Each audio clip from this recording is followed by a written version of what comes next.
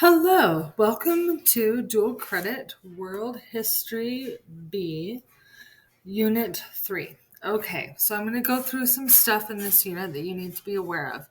First of all, you're going to do a focus note on Lesson 14, which is the Holocaust, which is about the Holocaust and literature.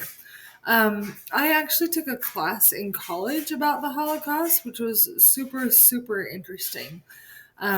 So, of course, I'm familiar with all of these pieces of literature. Holocaust literature can be interesting because there is an element of it.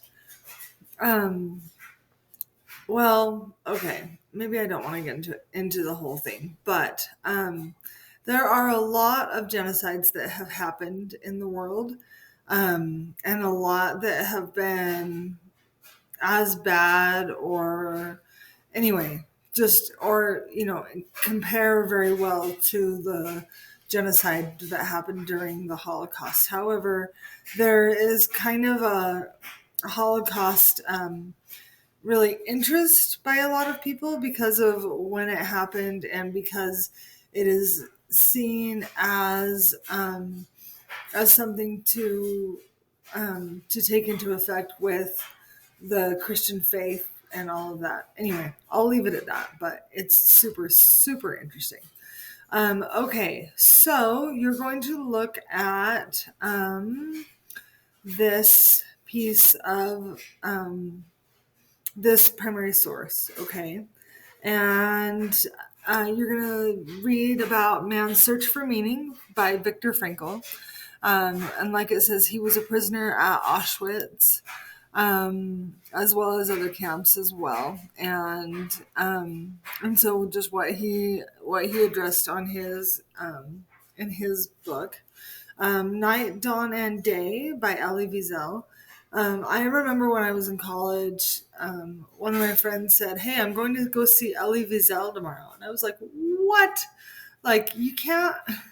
Like, why did you not let me know that we could go see Elie Wiesel? I totally would have gone. He's like, you know who Elie Wiesel is? Yeah, I know who Elie Wiesel is.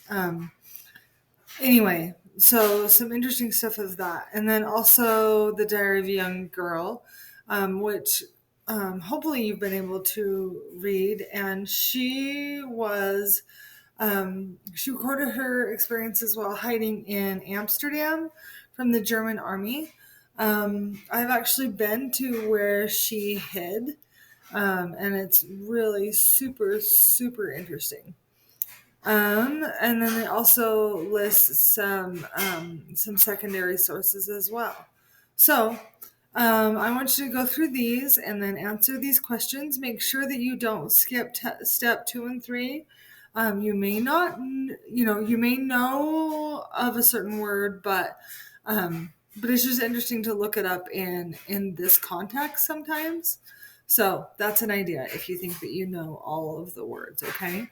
And then I want you to talk about the intended audience and how different people would react to it. Okay, if you have any questions, please let me know. And then the other thing that you are going to do for this unit is a document-based question. And for those of you, some of you have been with me before and you know what a document-based question is. Some of you have not. So I'm just going to give you a quick little thing about what a document-based question is. Okay, I have gone through and picked several pieces of several items that you are able to use to answer this question.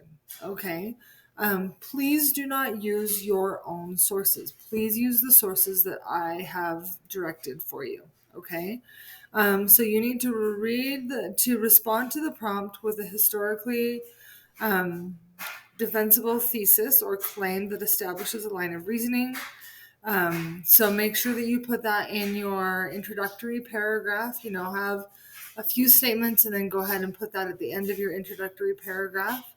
Describe a broader historical context relevant to the prompt. So this is what I'm hoping that you will know some other information about what's going on, okay?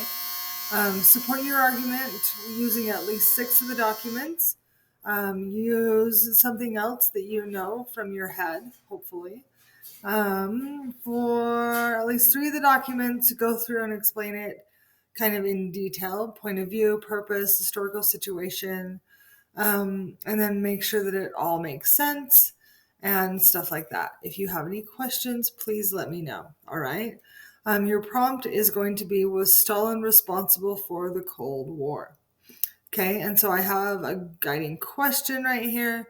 I have some topics that you might decide to touch on. You don't need to touch on all of them. You get to decide where you're going to go with this. Okay. Like I say, if you have any questions, please let me know. And I will talk to you later. This is a really, really fun unit right here. Unit 3 is one of my favorites, just especially in the world history context, because it goes through all of these conflicts, and talks about them in a more global context, which is, I think, super super awesome. Okay. If you have any questions, please let me know. Bye bye.